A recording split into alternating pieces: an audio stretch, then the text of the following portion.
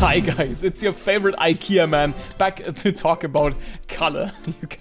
You can stop commenting now. I get it. You know, it's a good day when Marcel posts IKEA. We've talked about the color green before and how, in my opinion, it's a really tricky color to get right. Maybe you know what I mean by that. But today's video isn't dealing about a hard to use color like green. We're talking about the polar opposite, which being a color that you can use in almost every artwork. And I'll show you why you definitely should use this color more often. And maybe I'll make a video about every color in the color wheel, so definitely let me know which color I should cover next. Maybe there is one underrated color that you definitely want me to cover. And also don't forget to subscribe so you'll get notified when I make a video on your favorite color. Well then, you have waited long enough. I think it's time not to draw, but to paint.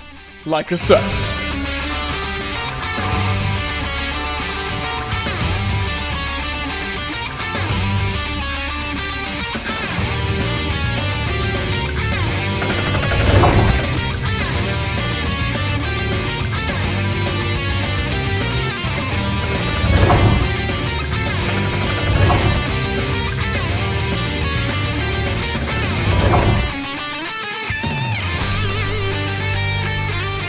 Let's talk about the elephant in the room. Why blue?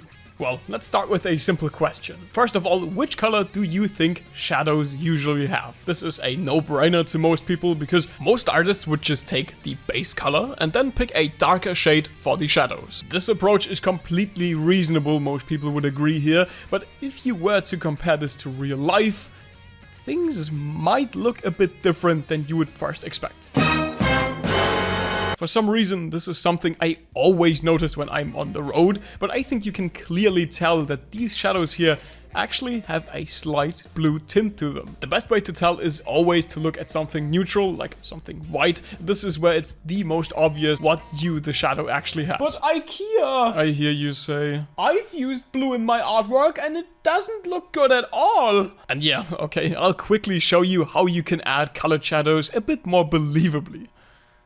Also, my name isn't IKEA! As you saw before when I've picked the color, shadows aren't flat out blue, they are more of a blend of the original color, just a bit darker, and maybe a bit less saturated, and then there's a touch blue added to the mix. And voila! This is our shadow color right there. This is pretty easy when it comes to digital art because you literally have every color known to mankind available at your fingertips, but don't worry, that's something you can also do traditionally as well. I do it all the time, like I did in this quick test that I've painted with gouache recently. I was painting this photo that I've made at Dokumi Expo this year, and don't worry, I also gaslight myself into thinking that shadows aren't blue sometimes. At first glance, it also didn't look blue to me at all. But again, if you were to color pick it, you would see that it actually has a blue hue to it, just like I told you before. That's why it's called color theory after all, because it's mostly theoretical knowledge. But yeah, again, I just used the base color, maybe added some brown to make it less saturated, and also added some dark blue to the mix in order to make it darker and give it a colder hue. Also, in case you're curious about what colors or what paper or which tablet I'm using, I do have an art supply list on my website with all of my art supplies as well as my video equipment in case you're curious about that. As you saw before, having lighter parts being lit up by the warm yellow sunlight makes the shadow appear even colder and more bluish in contrast. This is called color context, by the way. And I actually gotta apologize because this is where I've made a mistake in my video about the color green, because in this video I showed you how the color green gets colder and colder the less it's being hit by sunlight. Makes sense, warm yellow sunlight hitting the plants makes them appear more yellowish. Less sunlight hitting them makes them appear less yellowish and more bluish. And this is where I've also said that blue shadows don't really exist, which obviously was a mistake, as you've seen before.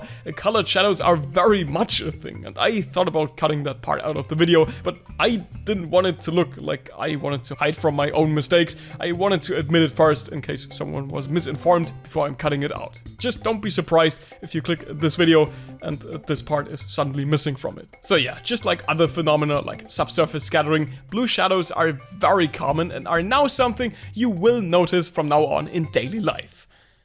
whether you like it or not. Now, even though there is not much blue in these shadows, you don't have to be subtle about using this color if you don't wanna. I'm doing all of this to get a result that's more like real life, but you could totally just use some bright, vibrant blue if you want something more stylized. This piece right here still looks really good, even though this person was going for a very cartoony, stylized look. But just like I stated before, you can throw in blue to the mix in almost every artwork and it will look nice. There are so many artworks where I just added some blue shadows or bounce light because it would improve my artwork. This one in particular comes to mind. It was a very special piece of art because it was actually commissioned by HoYoverse. They wanted me to paint one of the dragons that appear in the new update of their game, and I obviously said yes, because Genshin has dragons now? Yep, and they're actually sponsoring today's video so that I can tell you all about it. Genshin Impact is an extremely popular open world RPG that lets you explore the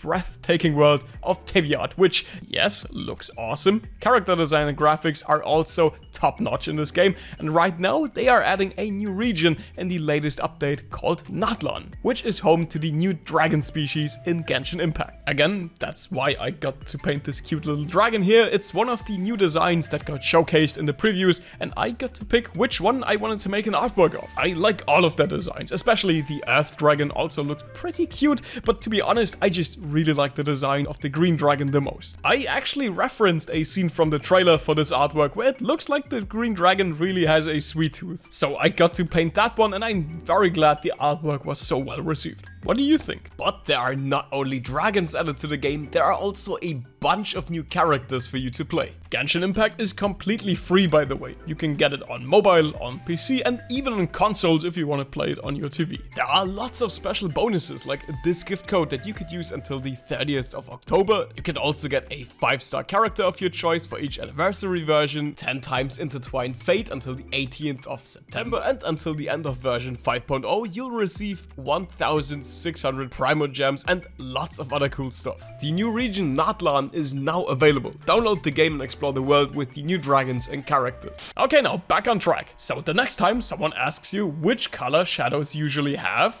what do you say? It's blue. Shadows actually don't have a fixed color. We've been looking at a lot of examples that have one thing in common, and that's a bright, clear blue sky. Let's look at the polar opposite, which would be this lovely sunrise or set.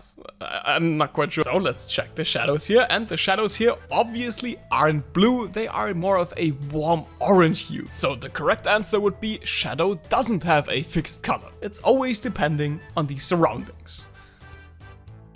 You dance motherfucker. Another pretty simple way to showcase this would be aerial perspective. You know how things in the distance get brighter and brighter, but they actually aren't getting brighter, they're also getting more blue. And just like I said before, that's depending on the surroundings. This obviously also looks different if there's like a sunset or sunrise involved. It's basically real life render distance. If you're not into landscapes though, there are still dozens of ways to incorporate blue light into artworks, like in this artwork here, where you can now hopefully tell that there is blue light coming from the rainy sky bouncing off of the skin. Like I said in the beginning, blue light is literally everywhere. And when you are painting something that's supposed to look like real life, be it portraits, faces, landscapes, or even simple objects, taking this into consideration will make your artwork so much better. It's this cherry on top that can make all the difference. So if you ever felt like you are painting with the correct colors from your reference image, but it still kind of looks flat and not realistic enough, maybe you want to reconsider if there actually is something missing here. But in order to integrate blue light like this, there's actually one last thing that you need to know. And that's the intensity of the bounce light. How you'd add bounce light like this always depends on how intense it is. That's why the example of the beginning looked so bad, but the stylized example that I've shown you worked so well. This person here clearly knows how to regulate the intensity of the blue light that's coming from the atmosphere, instead of just using plain blue color. In order to showcase what I mean here, and also in order to make things a bit clearer for you, I set all of this up in 3D. Now you have a lamp casting light upon your object, which creates a shadow. So far so easy, right? Shadow is also pretty plain and gray, but in real life you obviously have things like a sky. You see where this is going, right? And this is the key to understanding all of this. You have a plain shadow first, and then you have additional light coming from your surroundings, like the sky, for example, that hits your shadow and not only lightens it, but also colors it. And depending on the intensity of this light from the sky, this also changes the intensity it colors your shadow with. Bright sky means light bluish shadows. A dark cloudy sky means less light hitting your shadow, so there is only a very subtle amount of blue in it. So, does this remind you of anything? Okay, just so everyone gets it, the lighting setup here in this artwork is one big red light from the front, obviously, then there's a light coming from the back, which means these crisp rim lights, and exactly, you guessed it, the atmosphere colors the shadow in this artwork bluish. What we can also learn from real life is how, if the intensity of this blue light is really high, you would just flat out use blue color here. Versus other examples where the blue light isn't as strong, you don't just use plain blue color, you would just make sure the base color is a bit more bluish. It basically all comes down to observing real life and learning from it when you want to paint something. After all, observing and learning from things in daily life is the most important skill an artist could have. And this is how you can use blue in almost every artwork, be it aerial perspective, bounce light, or just colored shadows. And if you want to watch more of my videos on coloring or on how shading and bounce light works and all of the other stuff, you could just check out my playlist on how to paint. Like I said, don't forget commenting about what color I should make a video about next, and I'll see you guys very soon for another video.